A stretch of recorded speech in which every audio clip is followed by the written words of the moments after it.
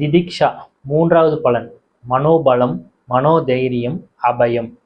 எப்போ கஷ்டம் வந்துருமோன்னு பயப்படுற மனத்துக்கு நீங்க இந்த மாதிரி சாதனைகள் பண்ணிட்டு கஷ்டத்தை பழக்கப்படுத்திட்டீங்கன்னா அது அந்த கஷ்டம் வரும்போது அந்த சூழ்நிலையை ஃபேஸ் பண்ண பழகும். கஷ்டம் வந்துடுமே அப்படின்ற பயம் நம்மளை விட்டு நீங்கும். பெரும்பாலான சூழ்நிலையில கஷ்டம் வந்துடுமேன்னு நம்ம பயப்படுறது தான் ஜாஸ்தியா இருக்கும். ஆக்சுவலா அந்த வர கஷ்டம் அதோட ரொம்ப கம்மியா தான் இருக்கும். அதனால நம்ம கஷ்டத்தை ஃபேஸ் பண்ணி பழக பழக பார்த்தீங்கன்னா நம்ம எந்த கஷ்டம் வந்தாலும் நான் பார்த்துக்குவேன் அப்படின்ற ஒரு கான்ஃபிடன்ட் நம்மளுக்கு வரும்.